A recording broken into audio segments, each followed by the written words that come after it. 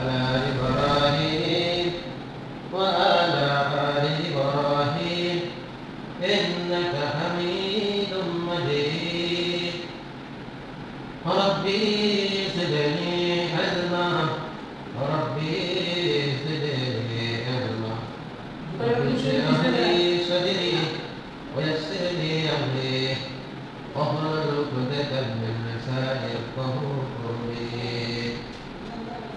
إن عدة الشهور عند الله 12 شهرا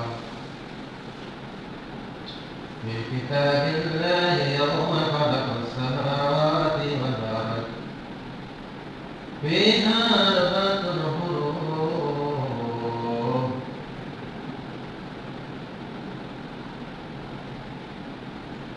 والذي أرسل رسوله بالهدى ودين الحق ليظهره على الدين كله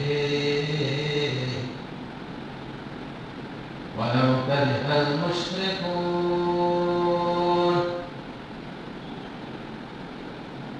والذي أرسل رسوله بالهدى ودين الحق ليظهره على الدين كله وكفى بالله شهيدا محمد رسول الله والذين معه أشداء على الكفار رحماء بينهم تراهم ركعا سجدا يبتغون فضلا من الله ورضوانا سيماهم في وجوههم من أثر السجود ذلك مثلهم في التوراة ومثلهم في الإنجيل كزرع أخرج شطأه فأزره فاستغلظ فاستوى على سوقه يوجب الزرع ليغيظ بهم الكفار وعد الله الذين آمنوا وعملوا الصالحات منهم مغفرة وأجرا عظيما اللهم صل على سيدنا مولانا محمد وعلى آل سيدنا مولانا محمد ورمضنا المحيط مرقة والكبار وهذا المدرس ويرين دو جهانين مهزار اللهم صل على سيدنا مولانا محمد وعلى آل سيدنا مولانا محمد কোথায় আমাদের খানের নবী কোথায় রইলেন খানের নবী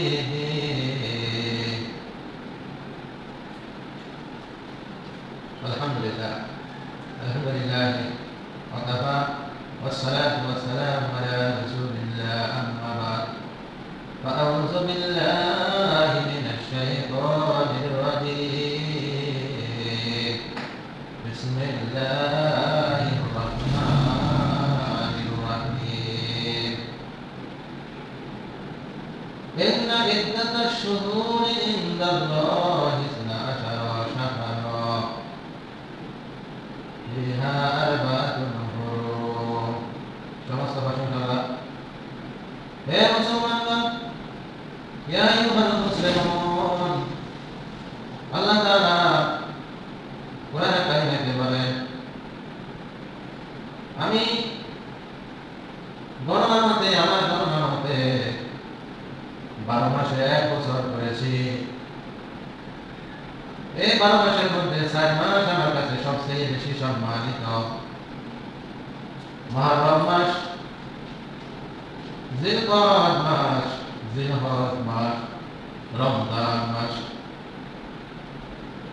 বছরের শেষ মাস হচ্ছে জিলহজ মাস যেই মাসে মুসলমান নারী পুরুষ মুসলমান আল্লাহর ঘর কাবা শরীফ বাইতুল্লাহ জিয়ারত করতে যায়, এই জন্য জিলহজ মাস সবচেয়ে বেশি সম্মানিত।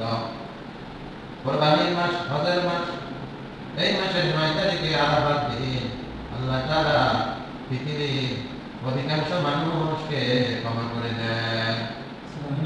যদি কেউ 9 তারিখ আরাফার দিনে হাজী সাহেবগণ যখন আরাফার ময়দানে উপস্থিত হয়, ওই দিন যদি তাদের সাথে ইবাদত করে, রোজা রাখে, তাহলে পিছনে 1 বছরের এবং সামনে 1 বছরের গুনাহ খাতা মাফ করে দেওয়া হয়।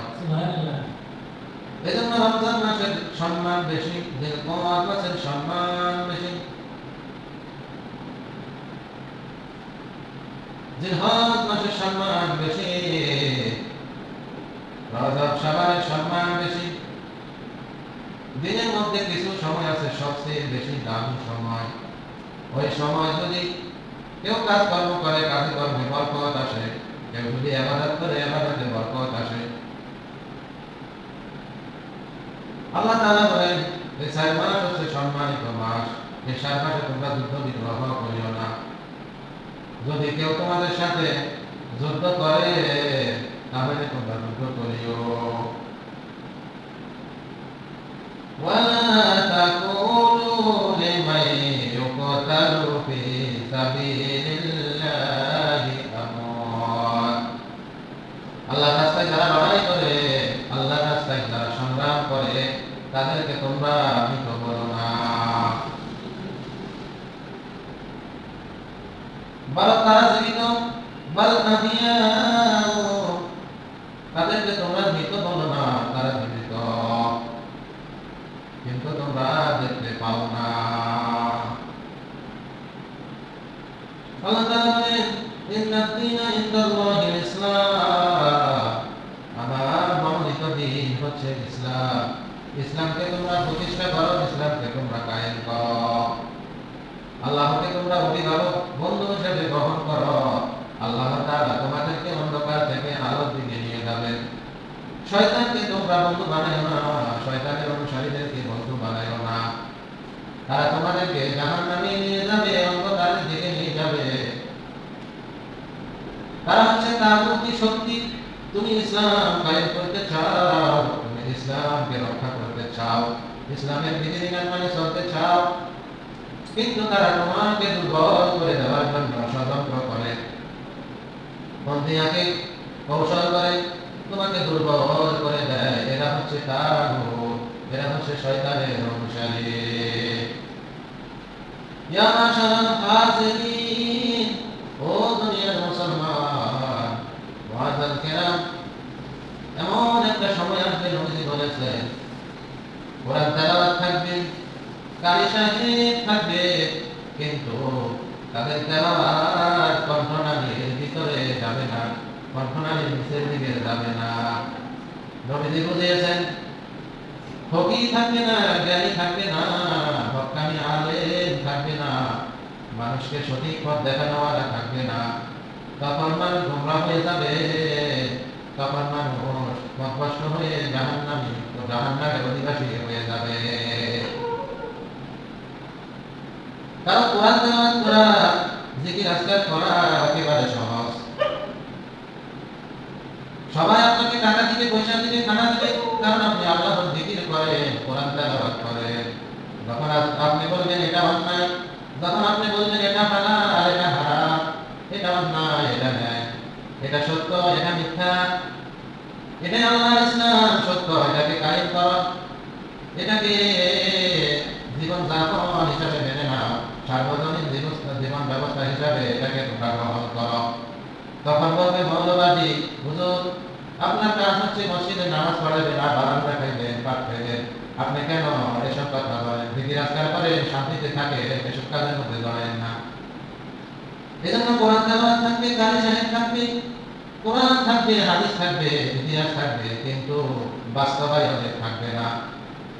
মানার ক্ষেত্রে নাই, মাঠে নাই, সংসদে নাই, রাষ্ট্রে নাই, আছে শুধু মুখে মুখে, আছে শুধু নামাজ, আছে শুধু মসজিদ, মসজিদের ভিতরে কোরআন শরীফের অভাব নাই, ঘরের ভিতরে কোরআন শরীফের অভাব নাই, কিন্তু কোরআনে বাস্তবায়ন নাই। কোরআনে যে বিধিবিধান আল্লাহ তাআলা দিয়েছে, অসংখ্য বিধিবিধান আল্লাহ তাআলা দিয়েছে, এমন কোনো বিধান নাই কোরআন শরীফের মধ্যে নাই।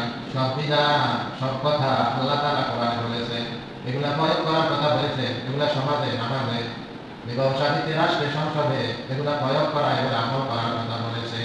কিন্তু আমরা নামদারি মুসলমান, আমাদের বাবা মুসলমান, দাদা মুসলমান, মুসলমানের ঘরের মুসলমান, আমাদের কোনো কষ্ট হয় না, বিনা কষ্টে আমরা এই ধর্ম পেয়ে গেছি, যার কারণে এই ধর্মের কোনো মূল্য আমাদের কাছে নাই।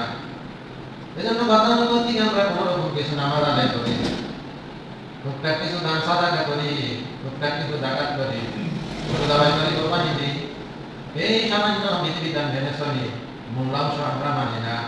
আল্লাহ তাআলা বলেন, আফাতুমিনুনা বিবাদিল কিতাব, আমি তোমাদেরকে কিতাব দিয়েছি, এই জন্য না তোমরা কিছু মানবা না কিছু মানবা না। পুরাপুরি যদি মেনে নাও, তুমি যদি আত্মসমর্পণ করো, তাহলে তুমি খাঁটি মুসলমান। ওয়ালা তামুতুন্না ইল্লা ওয়া আনতুম মুসলিমুন, ও মুসলমান, খাঁটি মুসলমান না হয়ে কবরে আসিও না, খাঁটি মুসলমান না হয়ে তুমি কবরে আসিও না। আল্লাহ তাআলা বলেন, হুয়াল্লাযী আরসালা রাসূলাহু বিল হুদা, তোমাদের কাছে আমি একজন রাসূল প্রেরণ করেছি,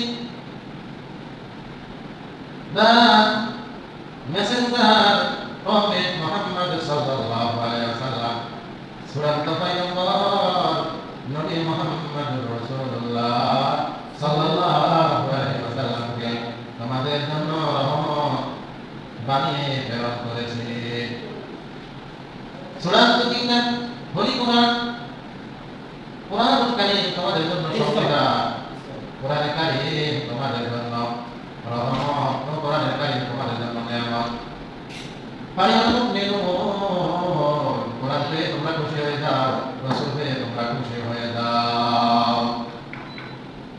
এই কোরআন যদি তোমরা মেনে চলো, এই কোরআন যদি তোমরা প্রয়োগ করো, এই কোরআন যদি তোমরা নিজেদের জীবন ব্যবস্থা হিসাবে মেনে নিতে পারো, তাহলে তোমরা জান্নাতবাসী হয়ে যাও।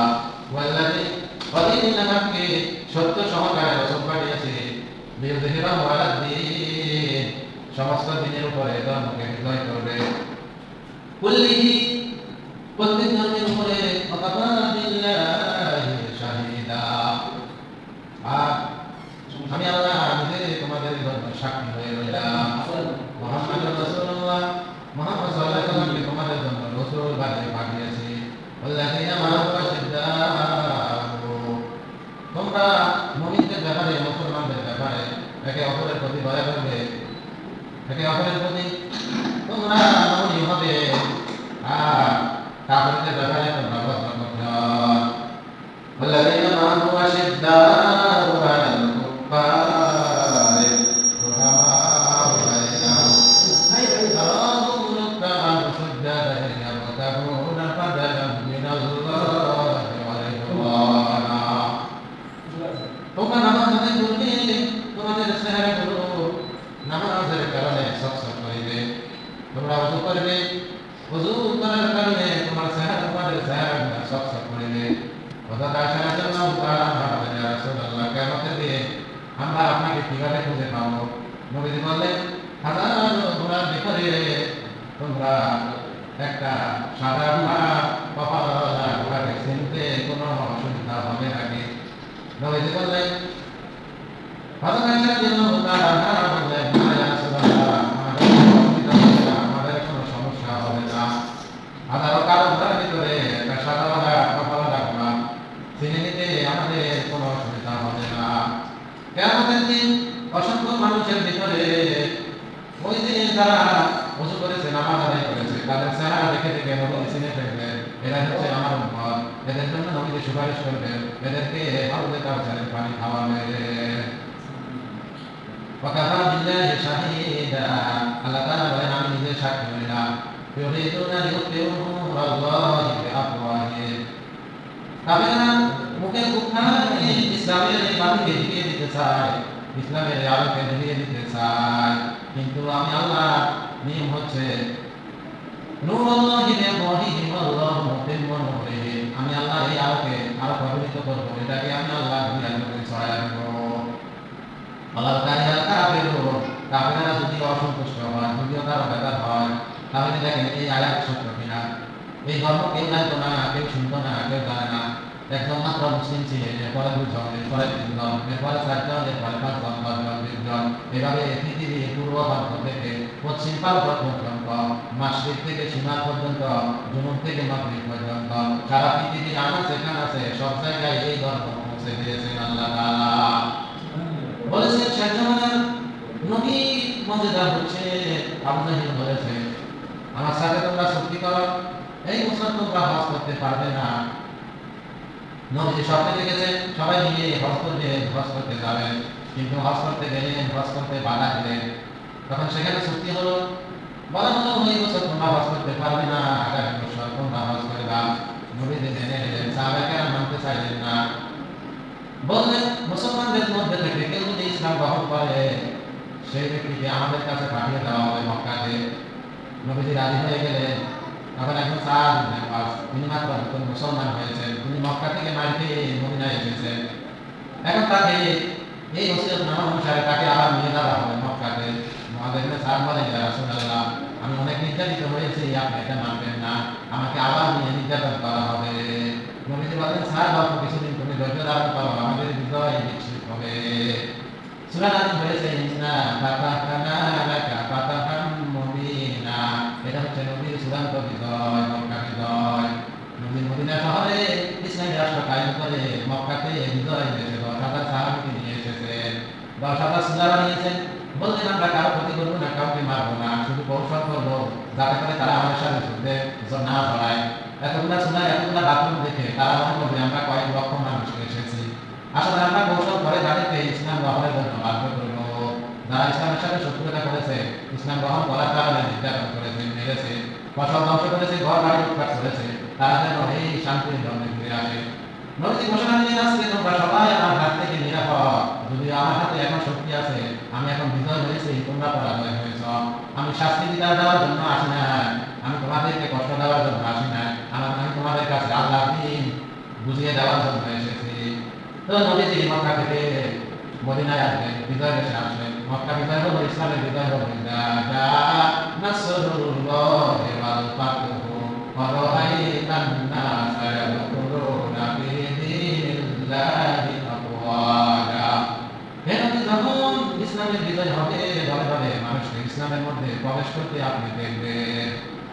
আল্লাহর সাহায্য এবং বিজয় যখন আসবে, এখন আপনারা এত ভয় খেতেছেন, এত কষ্ট পাইতেছেন, একটু ধৈর্য ধারণ করেন, খুব দ্রুত বিজয় হবে। দলে দলে মানুষ এত বেশি ইসলাম গ্রহণ করবে, আল্লাহর সাহায্য যখন আসবে।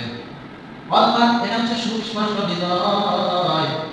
ওয়ারাইতান নাসা ইয়াদখুলুনা ফি দীনিল্লাহি আফওয়াজা। আফওয়াজা মানে হচ্ছে দলে দলে, দীনিল্লাহ, দ্বীনের মধ্যে প্রবেশ করবে, ইয়াদখুলুনা, দলে দলে প্রবেশ করবে, আপনি দেখবেন। তখন আপনি ফাসান্তি প্রশংসা করেন, তাসবিহ তারিফ করেন, আল্লাহর বেশি গুণগান গান, আল্লাহ নাম পেশ করেন, আল্লাহ দিতে আছে, আল্লাহ প্রশংসা বেশি করে করেন, বাড়িয়ে দেন, কারণ আল্লাহ এখন আপনাকে বিজয় দান করেছে। বিহামদি রব্বিকা, আপনার রবের হামদ আদায় করেন, আলহামদুলিল্লাহ, আলহামদুলিল্লাহ করেন বেশি বেশি, কারণ ইসলামের বিজয় হয়ে গেছে, কোরআন নাযিল শেষ হয়ে গেছে, 30 পারা কোরআন নাযিল হয়ে গেছে। এখন দুনিয়াতে আপনার থাকার আর কোনো প্রয়োজন নাই, অল্প কিছুদিন আপনি থাকবে। এই কিছুদিনের মধ্যে বেশি বেশি আল্লাহর কাছে তওবা করেন, বেশি বেশি হামদ করেন, আল্লাহু আকবার করেন, আলহামদুলিল্লাহ করেন, তাসবিহ করেন, কারণ দুনিয়ার সময় আপনার জন্য চলে গেছে। এখন আপনার কেমন আমার কাছে, আর এই কোরআন আপনি উম্মতের কাছে রেখে আসবেন, তারা আপনার দেখানোর পথে এই কোরআন দিয়ে জীবন পরিচালিত করবে। মা তামাসসাকু বিহিমা, যে ভালোভাবে ধরবে কিতাবুল্লাহ, আল্লাহর কিতাব, ও সুন্নাতে রাসূল, রাসূলের মত অনুসরণ করবে, তরিকা অনুসরণ করবে, ফালা খাউফুন, তাদের কোনো ভয় নাই, ওয়ালা হুম ইয়াহজানুন, তাদের কোনো চিন্তা নাই। আদমকে হাওয়াকে আল্লাহ জান্নাত থেকে বাইরে করে দিলেন, বেইজ্জতি করলেন, নেকা করলেন। শয়তানকে বেইজ্জতি করে বের করে দিলেন, আবহাওয়া মনে কষ্ট পাইলেন। গাছে এসে বললো, তোমাদের এত সম্মান, তোমাদের এই ব্যাপারে শয়তানি করেছে। আমি এসে তোমাদের লজ্জায় স্থানে পাতা দিলাম, দেখে রাখো, লজ্জা লাগে, শরম লাগে। কাপড় খুলে গেছে, কাপড় খুলে জান্নাতে কাপড় খুলে গেছে। তখন ওই গাছগুলাকে আল্লাহ বললেন, কুল্লা হিদু মিনহা জামিয়া, জানি আমাদের সবাই নেমে যাও এখান থেকে, দুনিয়াতে চলে যাও, সেখানে তোমরা বসবাস করবা, বসবাস করবা, প্রতিনিধিত্ব করবা। আমি তোমাদেরকে সেখানে ছেড়ে দিব না, তোমাদের জন্য নদী পাঠাইবো, বার্তা বাবা পাঠাইবো, কিতাব পাঠাইবো, হেদায়েতের বাণী। এই কিতাব অনুসরণ করিবা, নবীর মত পথ অনুসরণ করিবা, তাদের জন্য কোনো ভয় নাই, ফালা ফালা ইয়াহজানু, তাদের জন্য কোনো চিন্তা নাই, তারা চিন্তিত হবে না, দুঃখিত হবে না, তাদের কোনো ভয় নাই। তাহলে কারণ হচ্ছে আমাদের আদি পিতা, সৃষ্টিগত পিতা, এরপরে ধর্ম পিতা হচ্ছে আমাদের পিতা আলাইহিস সালাম, এরপরে আমাদের চূড়ান্ত পয়গম্বর আমাদের নবী হচ্ছেন মুহাম্মদুর রাসূলুল্লাহ সাল্লাল্লাহু আলাইহি ওয়াসাল্লাম। মুসা নবী বলেছিলেন, ইয়া আল্লাহ, আপনি আমার সাথে কথা বলেন গাছের আড়াল থেকে, পাহাড়ের আড়াল থেকে, আমি কখনো আপনাকে দেখি না, আপনি আমাকে দেখেন। আপনি বলেন, ও মুসা, তুমি তোমার ডান হাতে কি? আমি বলি না। বলে, মুসা লাঠি দিয়া কি করো? বলে, আমি এটা দিয়া কাগজের জন্য পাতা পাড়ি, এটা দিয়ে আমার অনেক উপকার আসে, আমি হাতে আসার সময় এটা দিয়ে ফ্যাঁকি দাঁড়াই, বিভিন্ন উপকার আসে। বললো, এটা দিয়া, এটা তুমি ছেড়ে দাও, দেওয়ার সাথে সাথে সাপ হয়ে গেল। বললো, ফেরাউনের কাছে যাও, সে উন্মাদ হয়ে গেছে, আল্লাহর বিরোধিতা করে, যে মানুষ সবাইকে তার দাসত্ব বানিয়েছে, সে আল্লাহর সৃষ্টিকে বিকৃত করেছে, শিশুদেরকে হত্যা করেছে, তুমি তাদের কাছে যাও, নিয়ে যাও। বললো, আল্লাহ, তার একজন মানুষ থেকে আমি মেরে ফেলেছি, সে আমাকে আক্রমণ করবে, আমার ভাই হারুকে আমার সাথে দেন, সে সম্ভব বা সিদ্ধা ভালো, সে শুদ্ধভাবে কথা বলতে পারে। বললো, ঠিক আছে, তাকে দিলাম, সে তোমার সমর্থন করবে, তুমি তাকে দাঁড়া দিলা, সে তাকে তোমাকে সমর্থন করবে, তোমার শক্তি ঢুকাইবে। বললো, আরেকটা বুঝে যা, তোমার বগলের নিচে হাত ঢুকাও, বগলের নিচে হাত ঢুকাই দেন, তার ভিতরে দিয়ে আবার হয়ে আসলো। বললো, এই দুটাই দর্শন হয়ে যায় না। এই বন্ধুটা বললো, এই মুসা বললেন, সাহায্যবানা নবী উম্মত আমাকে বানায় দেন, আল্লাহ সাহায্যবানা নবী উম্মত আমাকে বানায় দেন। আল্লাহ বলেন, সম্ভব না। বললেন, তাহলে আল্লাহ আপনি আমাকে দেখা দেন। বললেন, তাও সম্ভব না। বললো, তাও সম্ভব না, আমি কি করবো? বললেন, সাহায্যবানা নবী মুহাম্মদ যখন আমার কাছে আসবে, সবে মেরাজ থেকে যাওয়ার সময় তুমি তার সাথে দেখা করিও। এজন্য সাহায্যবানা পয়গম্বরের সাথে, নবী মুসা আলাইহিস সালামের সাথে ষষ্ঠ আসমানে আল্লাহ 9 বার সাক্ষাৎ করে আনছে। নূহ আলাইহিস সালাম তিনিও চেয়েছিলেন আমাদের নবীর উম্মত হতে, তিনি প্রশংসা করেছেন, রোজা রেখেছেন, মুসা রোজা রেখেছেন, ফেরাউনকে যখন দলবল সহ সাগরে ডুবাইয়া দিয়েছেন নদীতে, তখন মুসা রোজা রেখেছেন, আল্লাহ প্রশংসা করেছেন। নূহ আলাইহিস সালাম যখন জরিদ পাহাড়ের মধ্যে, পৃথিবীর মধ্যে সবচেয়ে বড় পাহাড়, ওই পাহাড়ের মধ্যে বন্যার পরে, প্লাবনের পরে যখন নৌকা ভিড় হয়েছে, তখন তিনি খুশি হয়ে আল্লাহর প্রশংসা করলেন। সারা পৃথিবী ডুবে গেছে, সবচেয়ে বড় পাহাড়ের উপরে 40 হাত উপরে পানি উঠেছে, তখন তিনি রোজা রাখলেন, আল্লাহর প্রশংসা করলেন। নবীজি মদিনাতে গিয়া দেখলেন ইহুদিরা নাসারারা রোজা রাখে, এই মহান মাসের আজকে 2 তারিখ, আর এই মাসের প্রথম মাস, সম্মানিত মাস, এই মাসে হাসান হুসাইন রাদিয়াল্লাহু তাআলা কারবালার ময়দানে শহীদ হয়েছেন। এই কারণে এই মাসে আল্লাহ তার মৃত্যু দিয়েছেন, কারণ এই মাসের এই 10 তারিখে মহরম মাস সবচেয়ে বেশি সম্মানী মাস। এই মাসে সৃষ্টিগতভাবে আল্লাহ এই মাসকে মর্যাদাবান বানিয়েছেন।